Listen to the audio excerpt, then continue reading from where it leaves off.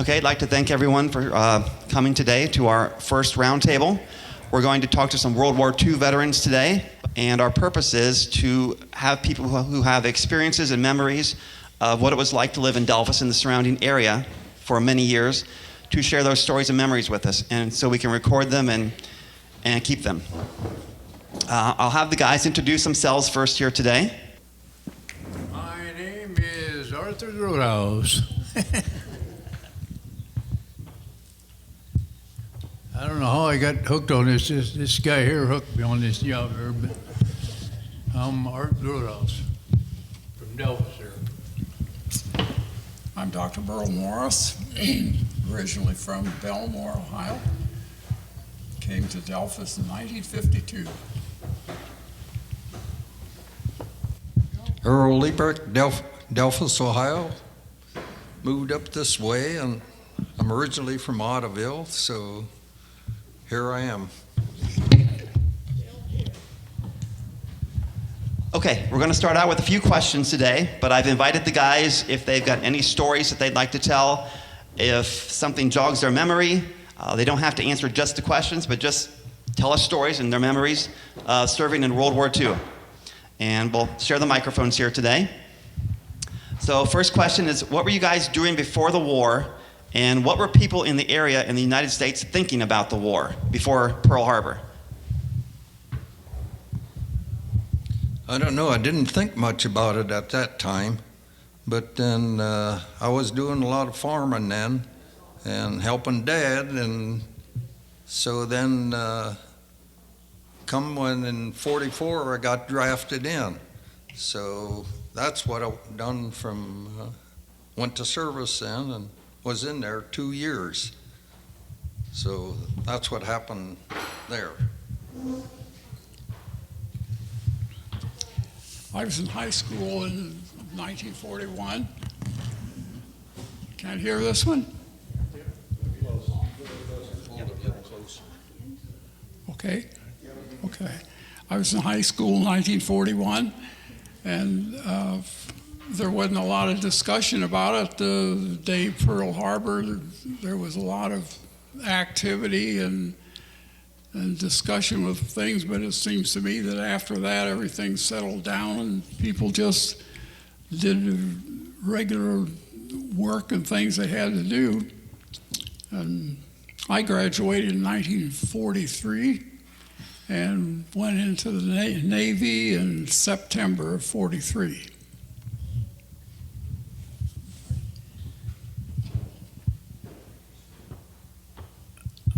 I was working at the Delphos Mending Company, and this more or less was a surprise when all this happened in December of 41. So a group of us guys decided we wanted to get in the Air Force, and the only way we could get in the Air Force was we had to enlist. So we got in the Air Force, and of course I made 2 jaunts overseas. I was up in Alaska, out in the Aleutian Islands for 14 months. And then I came home, and they formed a new bomb group. And we went out in the Pacific, and we moved on down from island to island as the infantry and the Marines took them over. And they ended up on Okinawa. And while we was there, that's when they dropped a atomic bomb on Japan, and everything ceased. And I came home from Okinawa and went to Camp Atbury, Indiana, and got out of the service. Believe it or not, on November the 11th, 1945.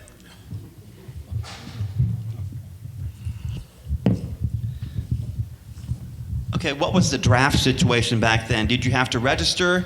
Could you enlist? How did you decide if you were going to get drafted or enlisted? What were your thoughts on that? You have no thoughts about it. They told you what you had to do, so that's what we done. So we, Oh, yeah. Had to register, and then you went through the draft. And when they called you, you had to go. So that's what I did. And then I went to camp out, went to Columbus, go through your physical, and that's something else.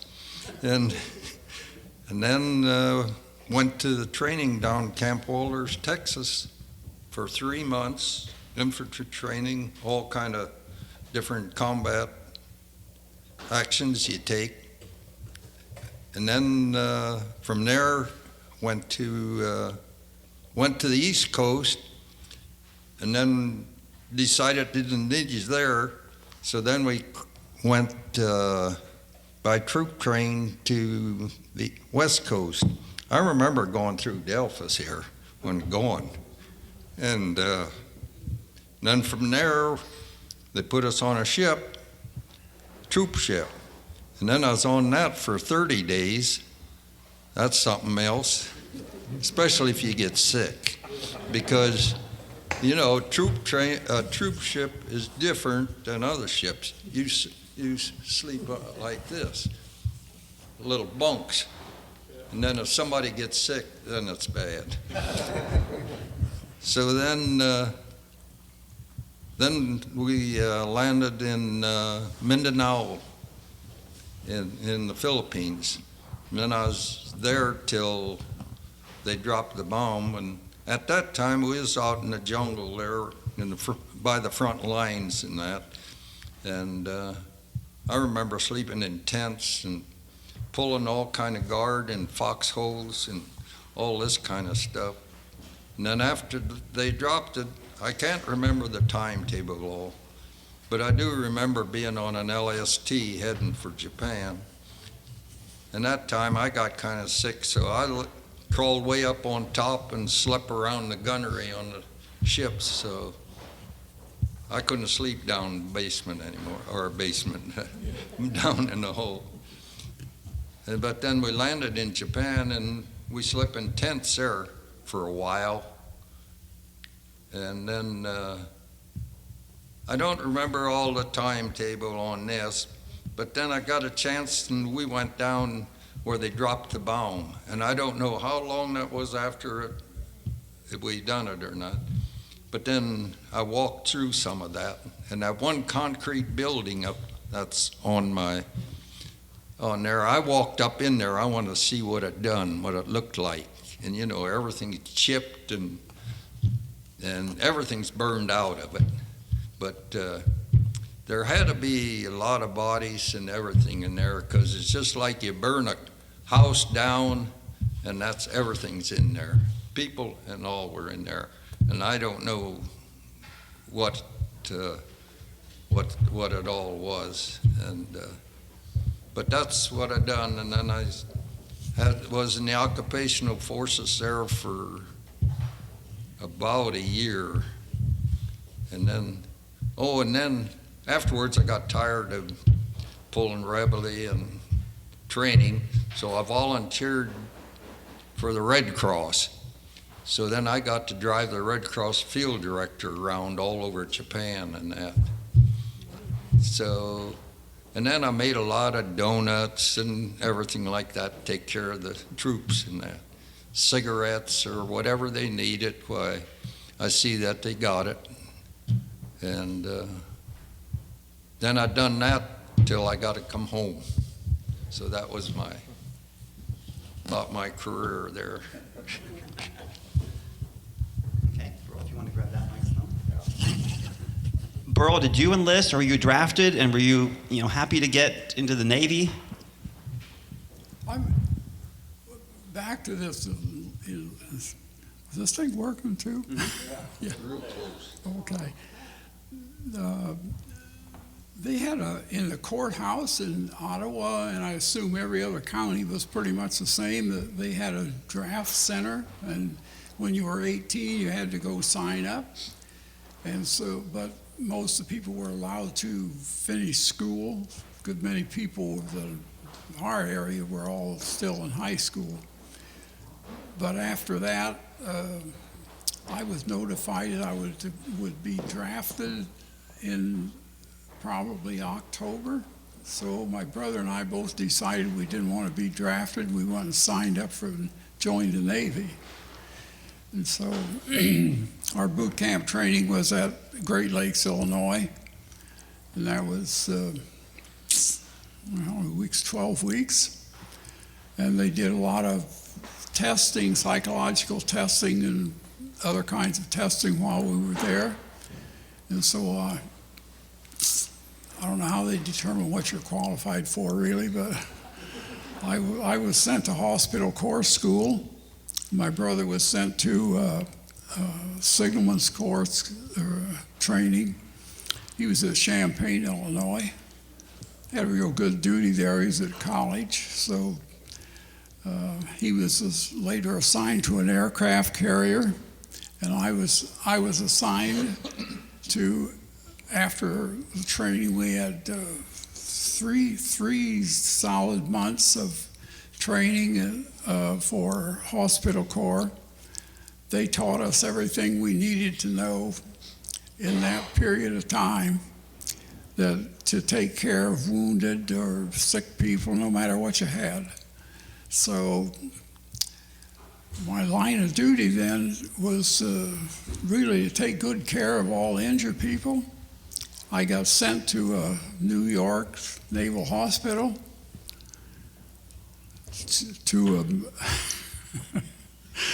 in charge of a special diet kitchen. And I was there for about a year, and then I was transferred to my ship, the LST-470, and we traveled across the country. I ended up at Treasure Island, stayed there for a month, was assigned to Harold's troop ship, and he described it pretty well. People are packed in there like sardines. You don't know where you're going or what you're going to do. And the whole trip across the Pacific was zigzag. You go this way for a while and that way for a while and this way and then back this way. That was to try to avoid submarines, torpedoes. And I ended at Hollandia, New Guinea. And that was a sign out on the dock, the hellhole of the world. So I was there only for 10 days. He caught another ship and went to the Philippines then, and was assigned to the LST. LST is they call them large floating bathtubs.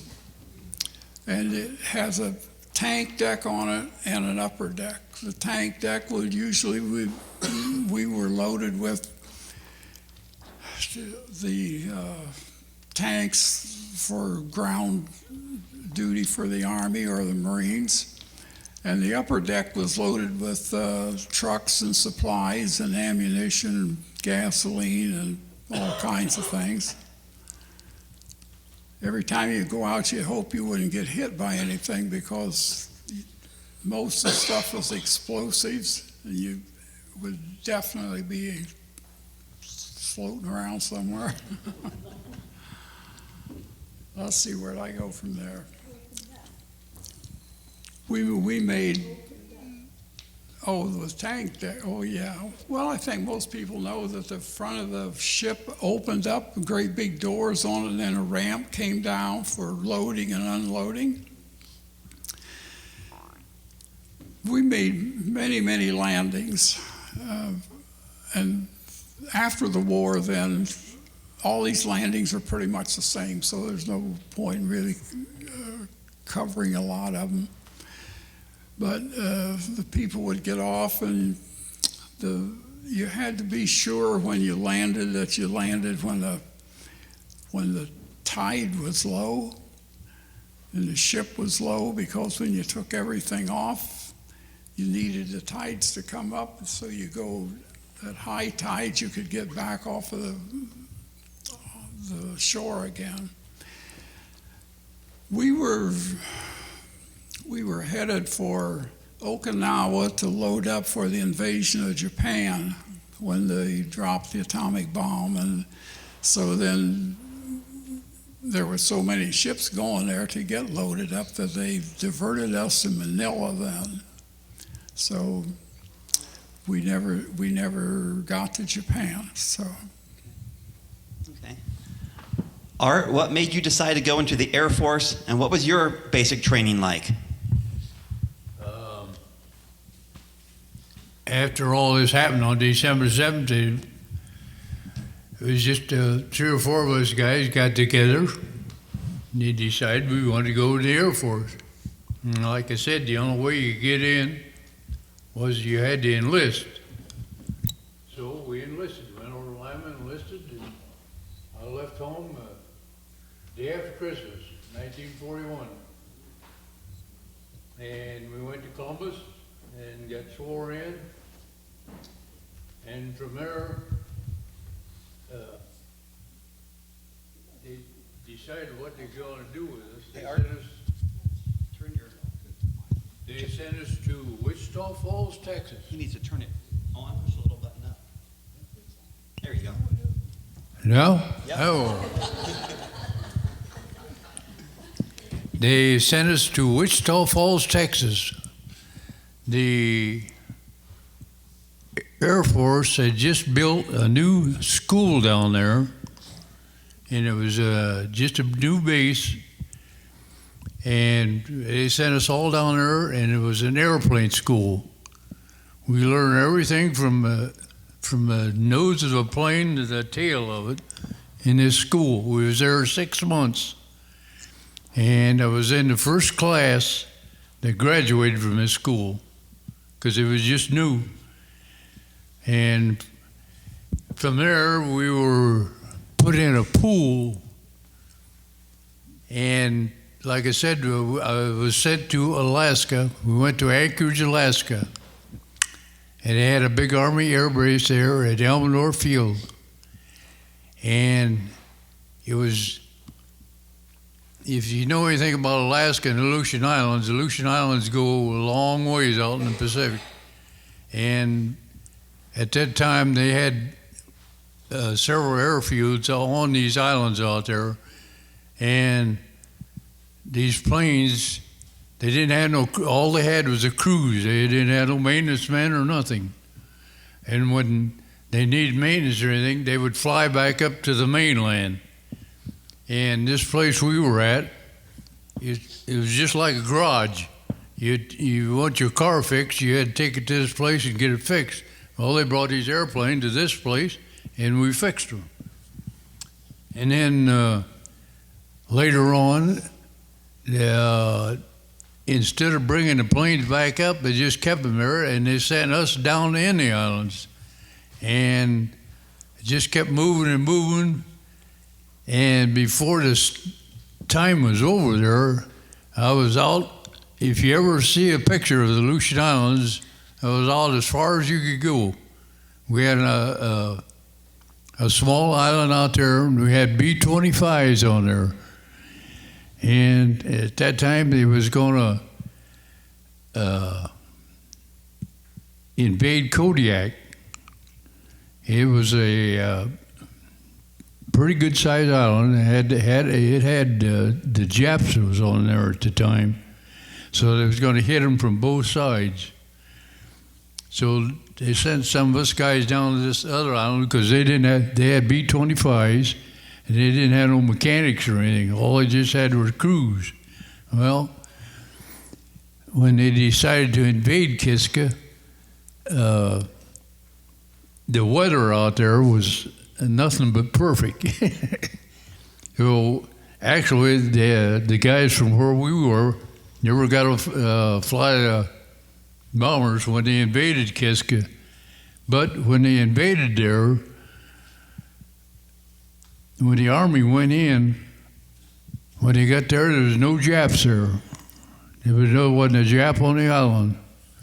And they couldn't figure out how they got off. And the only thing they could come up with, that they brought submarines in at night, and they hauled all these Japs off of there. And then after that was over, I came back to the mainland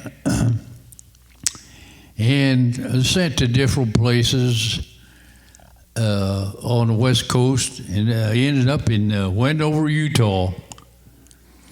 And that was kind of a staging ground for mechanics.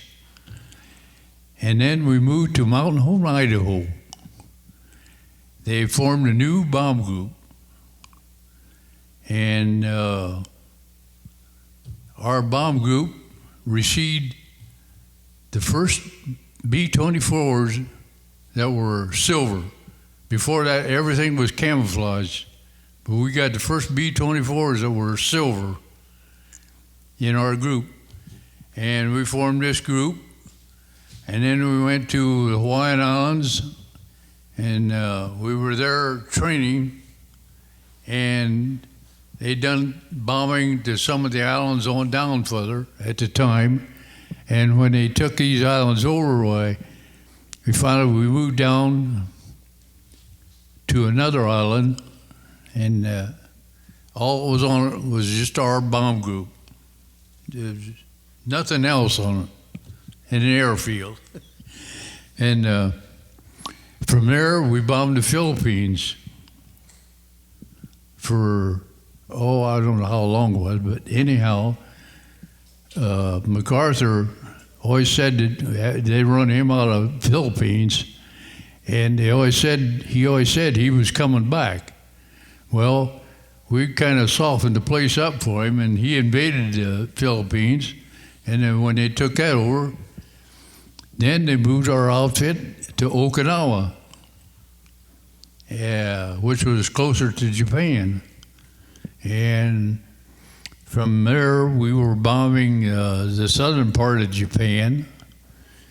And then they decided they was going to invade Japan. They took all of our bombers and made paratrooper planes out of them. We had to change everything on the inside of them. We took out all the guns and everything. It was just a shell, but it was a paratrooper plane. And then they dropped the bomb, and boy, that ended everything right there. And then he just decided they didn't need us out there anymore. So they started sending everybody home. They had a point system that they went by, and you had to have so many points. And I missed the first boat by 1 point. But I was the first guy on the second boat, come home. And we came home, I came to Camp Atterbury, Indiana, and that's where we got discharged in 1945. Like I said, on November 11th, 1945. All right, thanks, Art. Harold, since you were in the Army, what was your basic training like, and where did you eventually end up, and what kind of people did you see and meet in basic training? Well, everybody's the same. I mean, when you're out there, and it was all about combat, to know how to protect yourself and what to do. And I remember sitting in foxholes around the perimeter of a company, waiting to see if to guard for any invasion of Japanese. And you got a foxhole there with machine guns sitting there, and you're sitting there. It's scary. So is there anybody, a commander or a fellow soldier from the basic training that you knew or remember or, kind of has a memory? There was quite a few from Ottawa that was with me, but they all died already. So I don't know anybody that was with me anymore. So what kind of stuff did they have you do in basic training? What did you learn? What did they yell at you?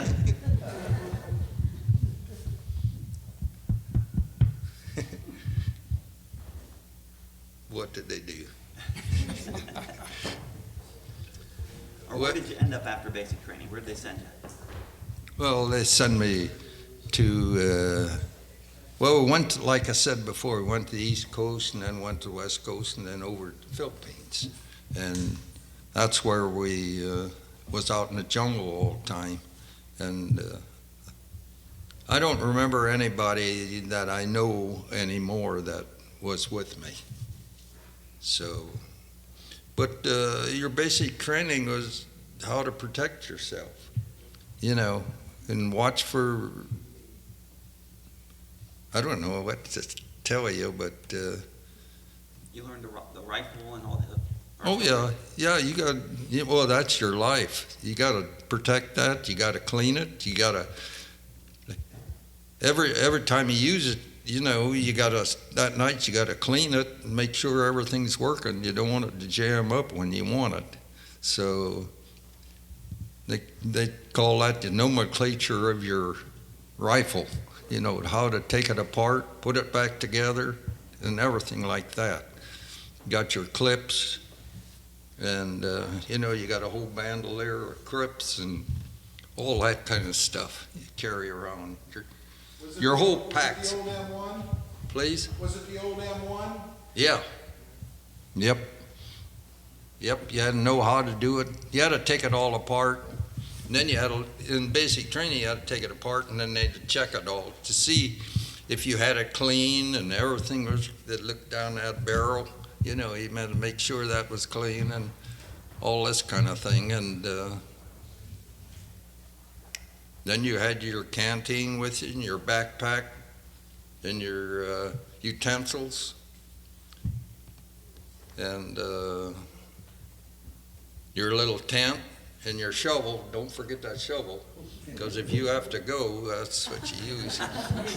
Dig that hole, and you got to do that. And then you never got light. You know, at that time, no light, no nothing, no matches. You know what I mean?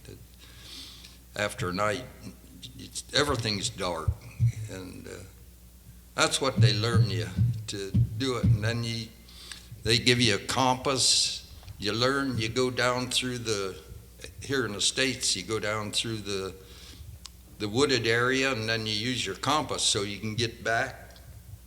And but you know, now it's all high tech. You know, it's altogether different. There's difference in World War II or the Korean and the Vietnam. They're all different. They're different kind of a war that's going on. Now I got two brothers in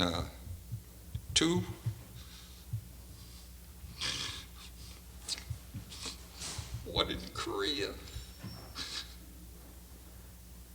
One got killed, and then one in Vietnam.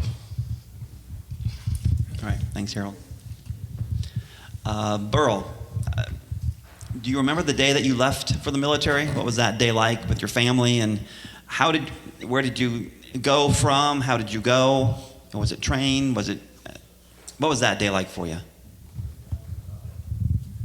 Well, it was a little tough on my mother, but otherwise,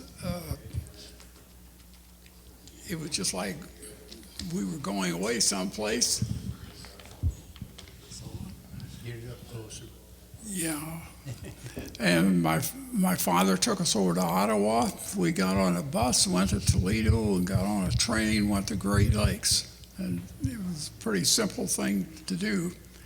But Great Lakes was something else. You get up at 5 o'clock in the morning, you get dressed in your fatigues, go out to the parade ground, march for 2 hours. Why'd they have Navy people march? Anyway, that's what we did. We'd go back for breakfast, which was called chow, and we'd have an hour for that, and then we'd go to classes. And one of the things that was a little confusing is that we had a class to tie knots. We had to learn to tie 50-some different kind of knots. I think 4 or 5 of them was useful, but I still use 2 of those knots when doing things. But the rest of them were just, and some of them were so complicated, I never did learn to tie all of them. But then you go to other classes, you go back in March and have lunch, go back out in March again and go to more classrooms and learn things. Had to learn to swim. You had to be able to swim 50 yards with a backpack. Well, I couldn't do that because I was not a good swimmer. But what good came out of that was the fact that I had to go every night, 3 times a week, I had to go to swimming lessons. So the rest of the guys were cleaning latrines and doing work and stuff, and I was swimming. I finally passed that stupid test.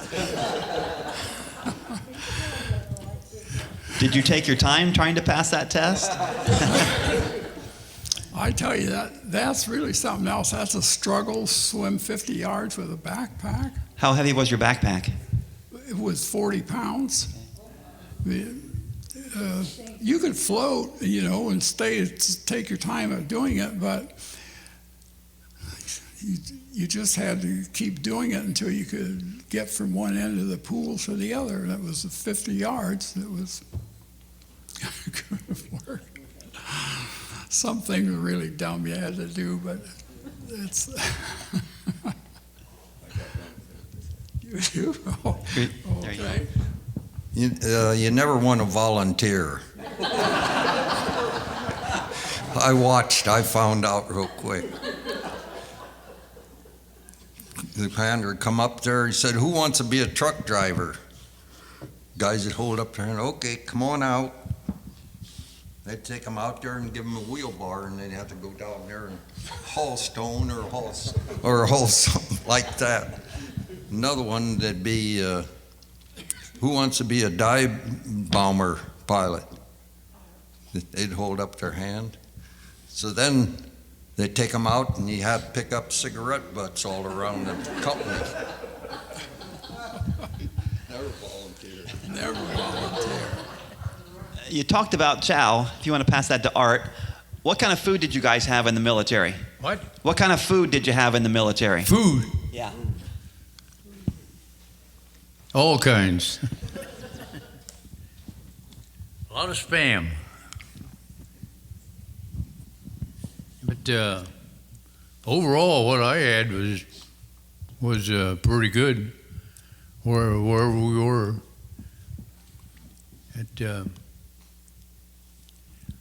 I didn't have too many complaints. We never got hungry. I know that.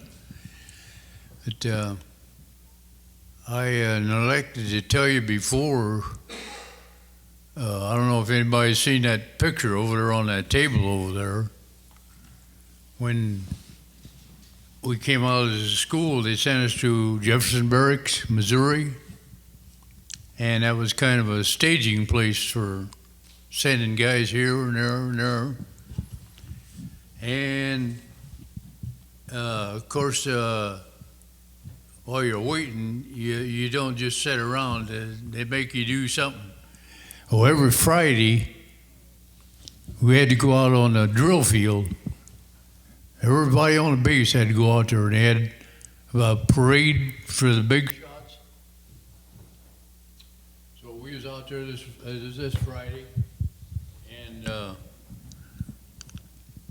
we were resting at the time, and some civilian guy came out there and he talked to the guy who was head of our squadron, and he come over to our squadron and he made all of us guys stand up.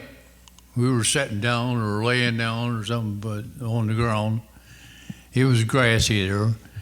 Anyhow, he made us all stand up, and this guy went, you he picked out 4 guys. I was one of them. He picked out 4 tall guys, I should say. He took us up to the barracks and went into one of the barracks and got out a bunch of old clothes, a gas mask and a rifle. and he loaded us up in a van, and he took us out in the middle of nowhere. And we didn't know what was going on, but anyhow, he took a bunch of pictures of us. They was going to have a promotion in St. Louis for War Chest Drive. So this guy took a bunch of pictures, and after he got done, took all our junk back to this barracks, and then he took us back out to the parade ground. And a couple of days later, some sergeant come over to barracks, and he called me out, and he said, come along with me. He said, I'm going to take you someplace. And I thought, oh boy, I wonder what I did now. Anyhow, he took me over to the headquarters where all the big wheels were, and went in there. And on the table, he had a thing sitting on the table. It was about a 2 foot square. And he said, take a look at this. He turned it on, and it was a picture. It was a picture, like that picture over there. And he says, this is you. He says, this is the one we're going to use. Holy mackerel. He didn't know what to make of that. Anyhow, that's what they did. This guy was from a newspaper, and that's one sheet. There was a picture. It was in the paper at that time. That was in 1942. And then they ran a War Chest Drive that year, and they did it the following year too. But in '42, when they did it, they got lined up. They was going to have a big deal uptown, and they wanted me up there to, I was the swinging soldier, swinging rifle guy. So what happens? I get quarantined to the barracks. I couldn't leave. Found out I was going to get shipped out, so I missed out all this activity that they put on. So did that gig pay pretty well? Huh? So did that pay pretty well for you? What? Did it pay real good for you? Yeah. And,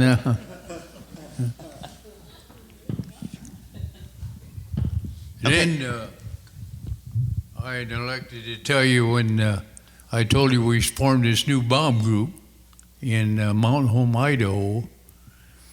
They took all us guys because we had went to specialist school and all that for mechanics, and they made us all crew chiefs. We had 25 planes. There's 2 guys on each plane. There was a crew chief and his helper. I was a crew chief on this one plane. And the crew chief, as long as that plane was on the ground, I was in charge of it. Anything was wrong with it, I had to see it got fixed so it could fly. So that finally paid off for what I did to begin with. I got a job as a crew chief. It wasn't easy, but it wasn't too bad, though. So did you have a lot of your planes that came back from missions that were blown up or shot up? Well, it depends on what was wrong with it. Every plane had a log to it, and the pilot, if anything he found wrong or anything he didn't like or anything, he wrote down on that pad. And that's the first thing he looked at when he came back from a mission. Whatever was on that pad, you had to see it got fixed. Otherwise, that plane could never take off again. Did you ever lose any planes that didn't come back? Did we ever lose any? Oh, yeah. Some of them got shot down, and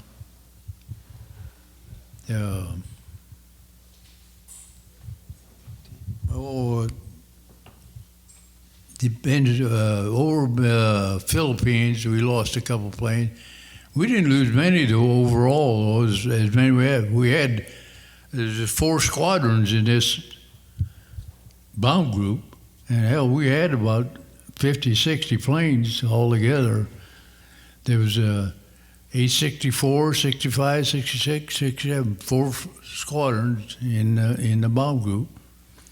But overall, I think we had less casualties than any bomb group that was out that way. Okay. Okay, I'll ask each of you. I'll start with Harold here. But what was your routine life like in the military? From the time you got up in the morning, till the time you went to bed at night, what was your routine? What did you have to do?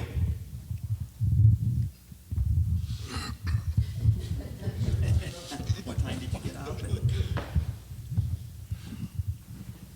Well, usually get up and then you have reveille and have a check, make sure everybody's there, and have your pledge of allegiance and all, and then go to breakfast, and then you have your basic training again. Like Burrow said, you walk, and then you have your combat training. You got to have your exercise though in the morning too. You got to get your calisthenics. There you go. You got to have that. That's every morning. And well, that's about it. And then your basic training, whatever. But overseas, it's different. There you got to do what you got to do when you got to do it. What about you, Burl? What was your life or daily routine?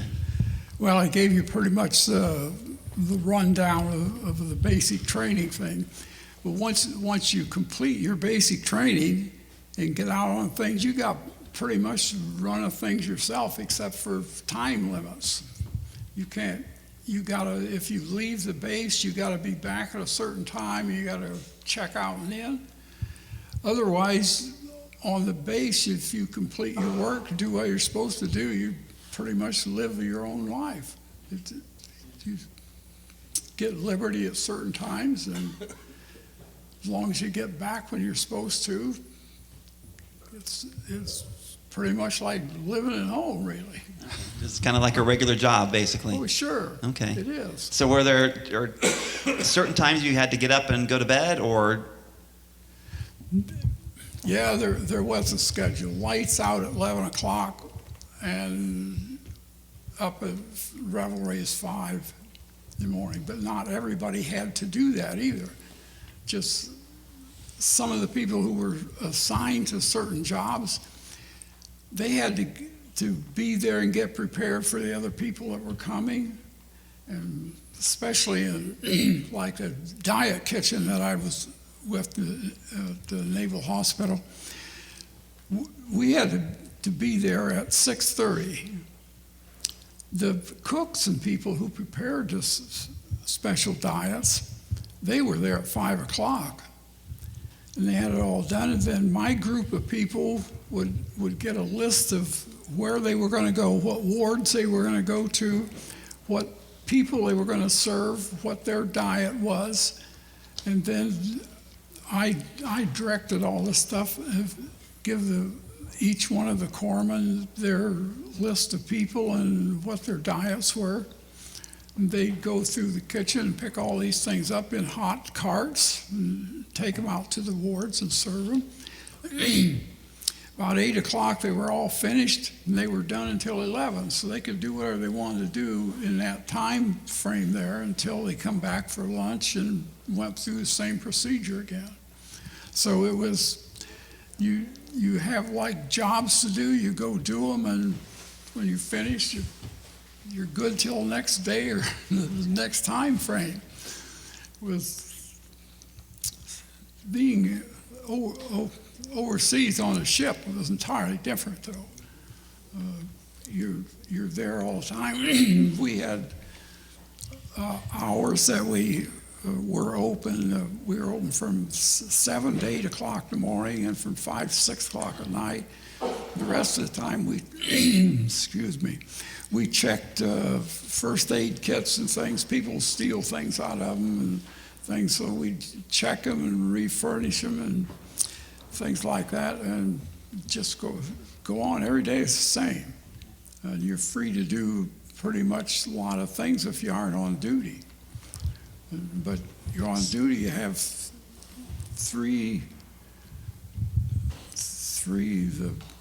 I'm talking about the other people now, not me. You have 3 shifts, but they're 4-hour shifts. You have to do 8 hours a day, but they're 4 hours at a time. And once they completed their shift at whatever they were doing, they were free to go play cards and things. I almost learned how to play bridge, almost. We had a group of guys that wouldn't off. They would be up on what was called a poop deck, and they sat there and play bridge for hours. I'd go up and watch them, and I picked up a lot of stuff, but I never have played bridge, so that didn't do me any good. But I do have a story I would like to tell if we got time for Sure, this. plenty of time. Well, after the war, we had 3 pharmacist mates on my LST. Well, after the war, they started cutting personnel. And so I got transferred in Manila to a transfer, what are they called, Harold? They change you to things and ship you to different places. I volunteered to go on a ship that was coming back to the United States. Before I even got on the ship, they changed their orders and sent us to Tsingtao, China. And so I got a 6-month extension stay rather than coming to the United States. I was 6 months more over in the Pacific. We were back in Manila Harbor, and the point of the story is to show you what horseplay does sometimes, and it goes on all the time, but this time was a bad deal. We were in the harbor, and it was a movie night, and almost the entire crew was in the chow hall watching a movie. But there's always an officer on duty and a junior officer. And these 2 guys were up in the tower. This one little guy, I call him little guy because he's only about 5 foot tall, 5'4", and he's a very slender guy. He was from Texas, and he got teaching this officer the fast draw with .45 caliber pistols. So they're facing each other, and they're drawing, see who can draw the fastest. And the officer looks at his watch and he says, "Hey, we got to make rounds." He said, "We can play around afterwards." So they put the guns in their holster, and I didn't have the clips in, didn't have any bullets in their guns. Put their clips in their guns, put them in their holsters, and they're going out the door to make their rounds of the ship. Little Texan says, "Draw!" And he drew his gun, and his gun went off. Fired, shot him. Bullet went through his abdomen, hit his innominate bone in the back, ricocheted up, hit his chest bone, went back down. They never found the bullet. But luckily, we in the harbor, I did for him what I could do. Called the captain right away, who was down watching the movie, and there was a hospital ship in the harbor. We contacted the ship and transferred him over. They gave him 16 pints of blood, whole blood, and he didn't make it. He died. But the thing is that we had horseplay all the time on the ship, people pulling jokes on people and doing different things. That's just one of those things that went bad. It was a sad thing have that happen. And the thing is, it was after the war. I mean, it didn't die as a result of combat at all. So, Okay, Art, what was your day like from the time you got up to the time you went to bed at night? What all kind of stuff did you have to do? Well, when I was up in Alaska at Anchorage, when you work in this hangar, like I said, like sort of like a garage, we were in shifts. You had 8-hour shifts. The guys would work, and believe it or not, at one time, 4 days, I never seen daylight. You go to work at night, and you get off, it would be dark, and you go home, and you go to bed, you get up, it's dark, you go to work. Never seen daylight for 4 days one time. But otherwise, in the evening, the only thing you could do, that we could do, you could go to Anchorage, but at that time, Anchorage was just a small burg. It had the biggest building there was a post office. It was a 3-story building, but the rest of it was just, there wasn't no big buildings. It was just average town, and there wasn't much to do. Only a couple bars or something. But ordinarily, we'd always go to a movie. The movie theater was right across the street from where our barracks was, so we had no trouble getting there. But most of the time was spent going to the movies. So when you were in Alaska or in the Philippines, when you got leave, what did you do? When what? When you had leave, and where could you go? What could you do? What did you do? Well, when you're out there on one of them islands, you get leave. All you can do is go from here to Main Street here. There ain't nothing else you can do. And you got to stay on solid ground too, because if you get off of it, most of it was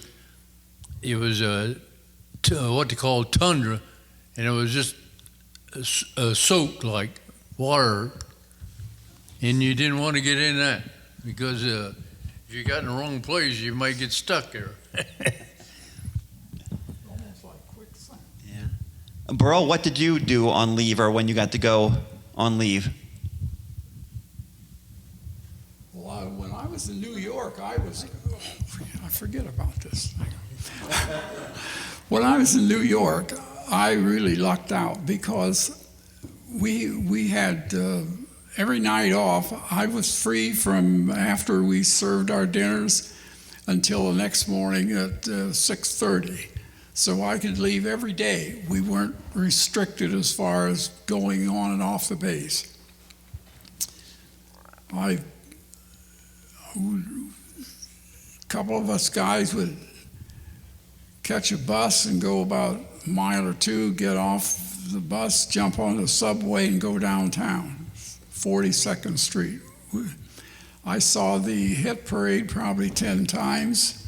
We got free tickets to all these shows and things, and I saw a good number of the big bands and things. And daytime when we were off, weekends we played softball and different things, but the nighttime downtown was the greatest experience, to go and seeing all these big bands and the movies and what? Frank Sinatra. Oh yeah, I saw Frank Sinatra 4 or 5 times. He was on a hit parade then, and I can't say that my time in the service was uncomfortable at all. Really a real good experience. Harold, what kind of things did you do on leave, and where did you go? Never got any. There you go. Never got any. There's no place to go. Okay. When I was in the Philippines, I was out in the jungle all the time. I never did go any place. Well, you still got it. Were you ever under any combat or No, just up to the front lines. Okay. When the bomb dropped, that was it. We was going ahead up, replace another company, but then they dropped the bomb, and then they stopped everything then. But no, I never had to leave. Never no place to go. But you talked about eating on the ship and that. I always got sick. So guys said, well, you don't eat enough. So this time I volunteered. So I volunteered for officer because, you know, they get better food. So I volunteered and I worked there while I was in the harbor, everything working good. No more than got out in the lake, I started getting sick. So I knew a guy, he said he's always hungry. So you got your pass that you're doing KP or you got your job to do. So I told him, I says, now you take my card, pull my KP, but when you're done, bring my card back so they can't put me on anything else. So that's the way I ate all the way home. I laid in my bunk. Burl, did you ever have any combat experiences on the ships or anywhere else in the Philippines? Oh, yes. Okay. Yes, I did have. I have some things back there, a couple things I brought in. My LST, I was not on the ship all this time, but my LST was credited with shooting down 19 Japanese Zeros, and we had several commendations for activity.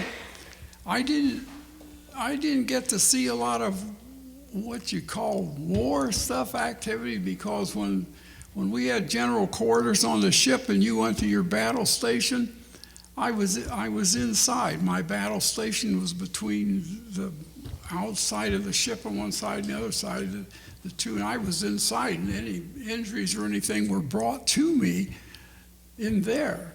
So when the fighting was going on, and mostly it was shooting at aircraft, I mean, we never encountered any submarines. I didn't get to see these things, so it's just as well, but just as well. Art, were you ever involved in any combat? Did your bases get attacked, or? Not really. You know, we had, well, in Okinawa, we had a raid there one time, but a jet plane dropped a bomb and hit the runway, but he didn't last long. But like Harold said, when you're in certain places, there's just no place you can go. There ain't nothing you can do. Like I said, you go on these islands, and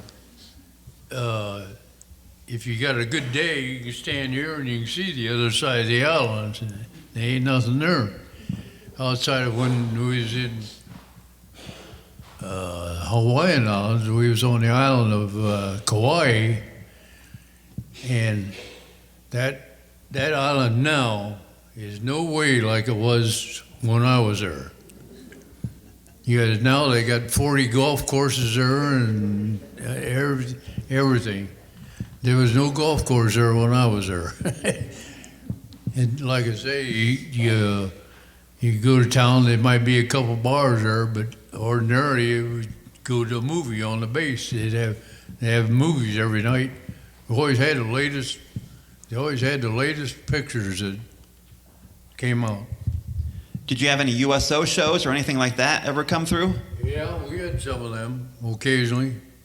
So who did you see in those USO shows? Oh, I seen Bob Hope. We had him, but we had him for our bomb group all by ourselves one time, and several girl singers at different times. But after we got out of Kauai, we didn't see any of that anymore. There was no more USO shows down that way. there might have been some later on, maybe in Philippines, but I was never in the Philippines. We just bombed the Philippines. And on Okinawa, when the Army went in there, there was a pretty good-sized city there, and man, they flattened that place to get the Japs out of there. And they had a great big airport there, and but to go any place, it was like Harold said, there's no place to go. Burl, did you see any USO shows where you were overseas? No, I did not. Was there any kind of traveling entertainment that came through your companies? No. We didn't have our ship, we had 130 people on the ship, which was the ship's complement. And there was actually no room for any kind of traveling people to come aboard the ship. I think they did have on the larger ships, like aircraft carriers and things, they had these people would come aboard there, but we didn't have anybody. How about you, Harold? Did you have No, no no, entertainment along the way? no entertainment. No entertainment. Okay, I'll ask each of you this question too. Where were you, and what do you remember about VE Day and VJ Day? Did that register with you at the time? No, it didn't with me. No. I didn't. Well, I remember when they made the announcement on the ship that they had the Japanese had surrendered. For some reason or other, the officers had cases of beer, and they broke them out and shared them with the whole ship. And we were, at the time, we were headed for Okinawa to load up for the invasion of Japan. And we were glad, I think I mentioned that before, but we were mighty glad we didn't have to go in there. How about you, Art? What do you remember about those two, VE and VJ Day? When they announced that was on Okinawa, and you think you've seen fireworks around here 4th of July, you never seen anything like that them guys put on. I think every machine gun that was on the island must have went off, because it had tracer bullets, and I don't know, there's a picture in one of the books over there of it, but man, I never seen anything like that in my life. And it put fireworks to shame around here. That was a good day. And when you were in the service, what kind of letters from home did you have? I mean, what was your how did you keep in contact with your family back home? Were there letters a lot? What was that about, or like? I'll start with you, Art. Well, there were letters, but not a whole lot. But you'd get enough that you probably could fill in between, what was going on or something around here. But I couldn't say there was a whole abundance of letters. Just enough to keep you informed of what was coming off back here. Now, were you restricted as to what you could write home? Huh? Were you restricted as what you could include in your letters home? Yeah, everything had to be censored. Okay, how about you, Burl? I got letters every day, but most of the time they came in packages like that. My little wife over there wrote me a letter every day. No.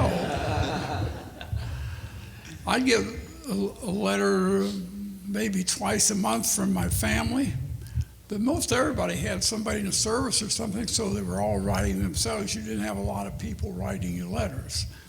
But we would get mail maybe once a month or every 6 weeks, and it would just come on a ship and be sorted out and give to everybody, and everybody would get packages of mail. And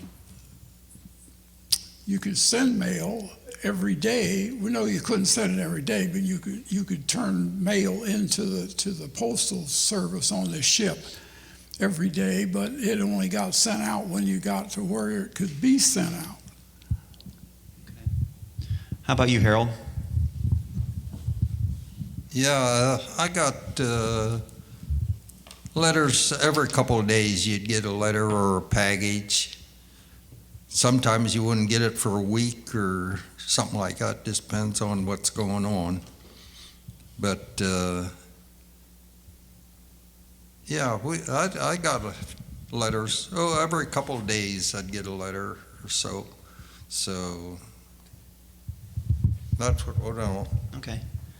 And since you've got the mic, you were showing me pictures of Nagasaki over there after it was hit by the bomb, and that you went into that city. What was that like? What did it look like, smell like? I mean, what was your experience going into that bombed city?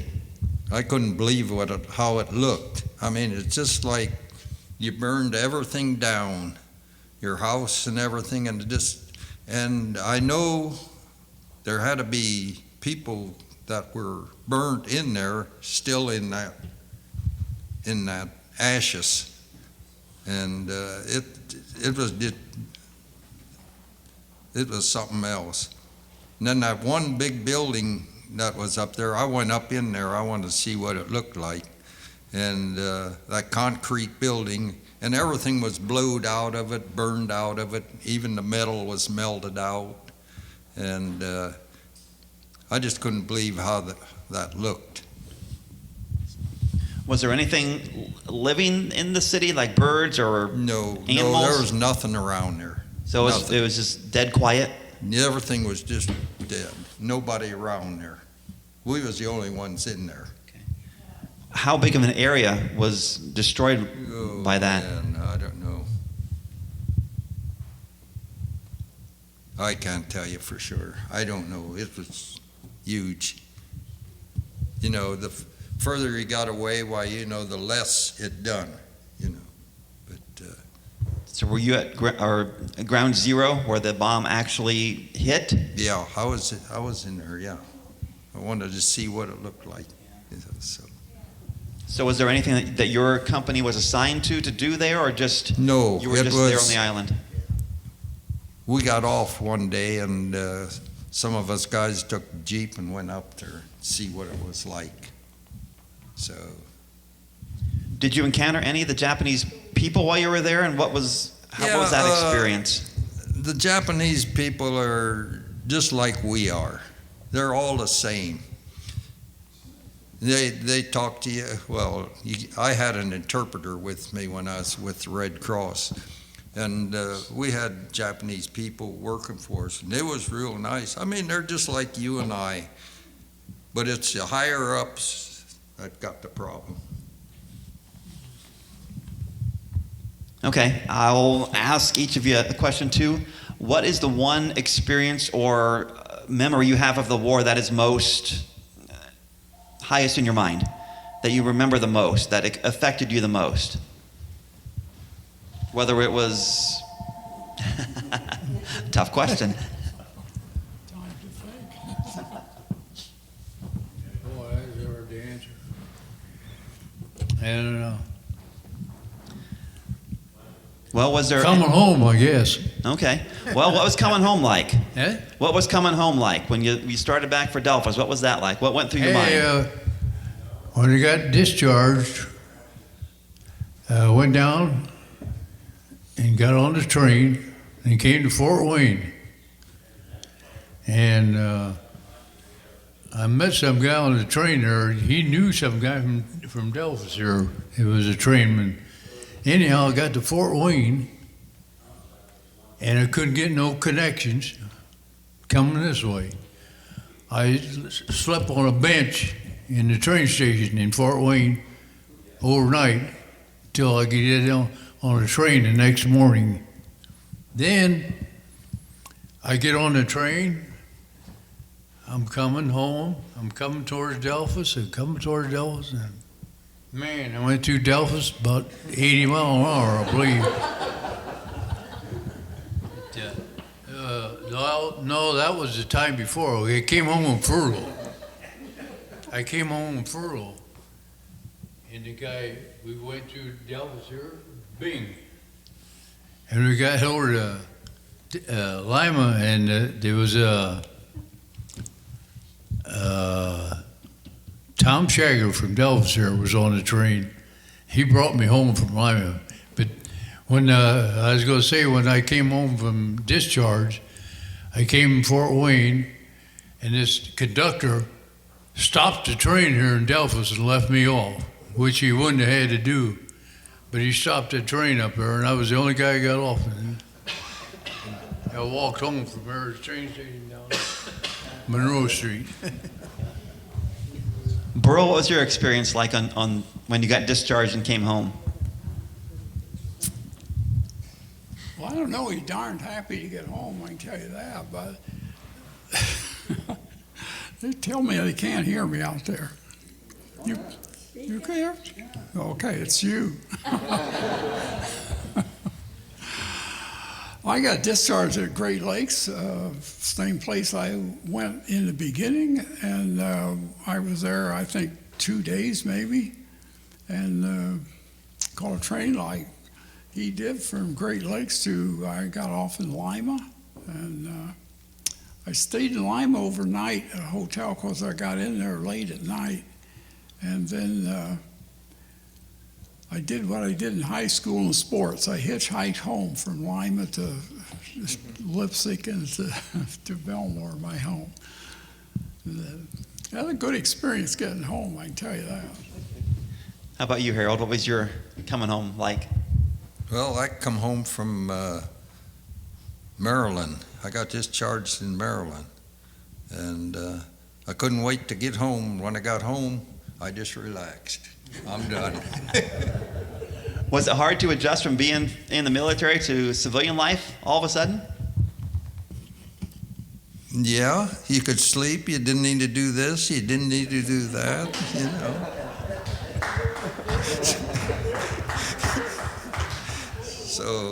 So what did you do after the war?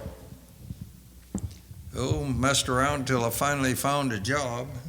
And then I went to this GI school, and you could do that. So I went over here to Van Wert there at Marsh Foundation to that. First, I started out as an auto mechanic, and I'd done that for a couple of 3 weeks. A guy says, "I think you ought to go to machine trade." So I went across the aisle to the machine shop, and I started there. Went to school there 3 months, and then got a job up here at Fritz's Progressive Tool. And then I was there for 4 years, and I just kept moving around to job shops, and then I retired out of Chrysler there in Van Wert. That was in '86. I graduated. I retired, so I'm still working yet. So what did you do after the war, Burl? Did you find it hard to adjust to civilian life? No, not really. I didn't. I went to Michigan. I worked for Kaiser Fraser Corporation, making automobiles, and I got discouraged with that. And a friend of mine that I'd met there, he says, "Let's go to Arizona." So he and his wife, and my wife and I, we went to Arizona. We lived there 2 years in Mesa, and that's where I learned about chiropractic. And so I sent an application to college and went back to chiropractic college, came to Ohio in 1952, been here since, and I like it. How about you, Art? How was life after the military for you? I started working up at the Bending Company in 1940 after I got out of school. And of course, then we left there in '41 to go. So when he came back, I went back up there and talked to the management, and they gave me my job back, same job I had when I left, and never got out of there. I stayed there. I was there 47 years. I retired in 1987 from Delphos Spending Company. Well, are there any questions from the audience today? Yes. I thought that those, when they dropped the bomb and destroyed those places in Japan, I thought that everything was radioactive.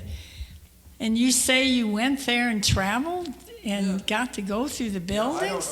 I don't know the timetable, but I don't know anymore. Only thing I can, I don't know the time. I did. Any other questions? Yeah, Because Ed. we went to Japan right shortly after. We was up in the front lines and was over. They surrendered. They moved us back, and the only thing I can remember anymore is on the LSTs. Now, what the time was, I don't know. Okay, thanks. Because I know we spent Christmas over there in Japan. We lived in tents then yet. So, I Okay. don't know. Yeah, Ed. Question mostly for Harry. Did you ever lack supplies? You talked about food, I'm talking food, ammo, clothes, that sort of thing. Did you ever lack for? No, we always had plenty. Supply lines were kept up real good? Yeah, right, Okay. yeah. Any other questions? Yes. Not a question. What did you think of the SOS when you was in the service for your food? The question was, what did you think of the SOS when you were in the service for food? Did they have it then? I don't know. I was in '63, so. What do you mean by? I There's a name for it. I don't like to say it, but shit on the shingles. You see it, what they called it. Oh, That's what it was. SOS, okay, I know what you're talking about. We just used plain language, we didn't use Yeah, I think Harold did before we started here today. Ask me how real he can make it. Yeah, we had that, yeah. Yeah. Our son, Larry, was in the Navy in 1976 till, 4 years. And he said that then they had steak and lobster, and the food was just wonderful. Of course, it's peacetime. Not quite the SOS, I guess. Any other questions or comments or things for the guys? You know, though, when we was on bivouac and training nut, we'd have rations that was in the cans, and that's what we ate then when we was out on maneuvers and that. We didn't have no food brought to us. We lived out of the can. What kind of stuff was in the can? I mean,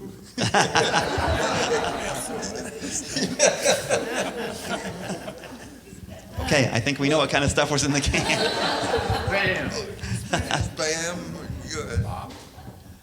On the light side of food, after the war, we had 3 first-class cooks on our ship.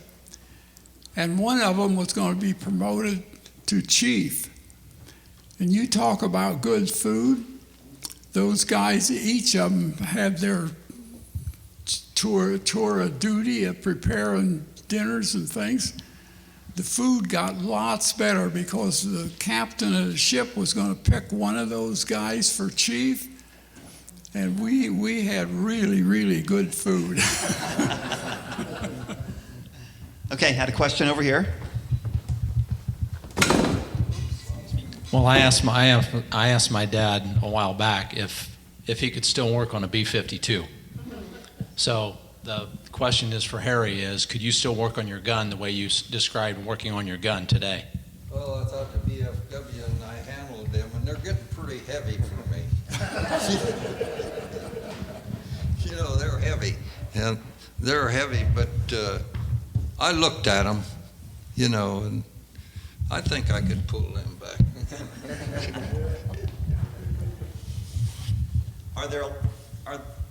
Are there a lot of things that you did during the war, like work on guns or planes, that you could still do today, or you really remember well? I'll ask all you guys. No, I probably could take it apart and that, you know, and go over it, but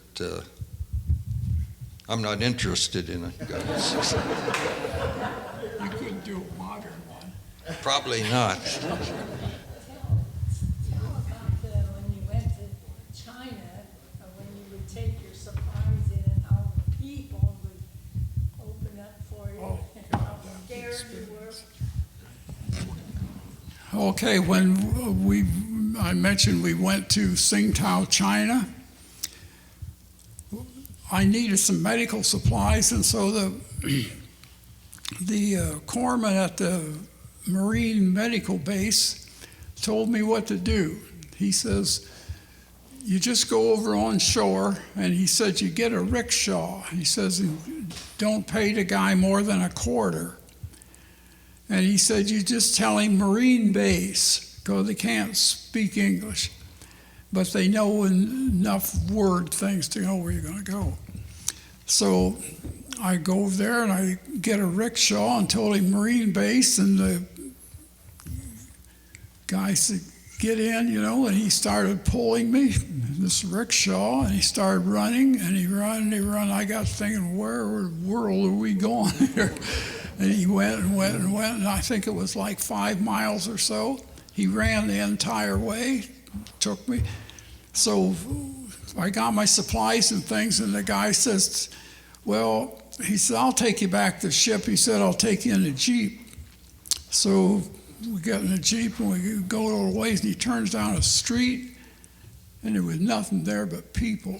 I mean, people on the street was wider, wider than our main street. And it was solid with people.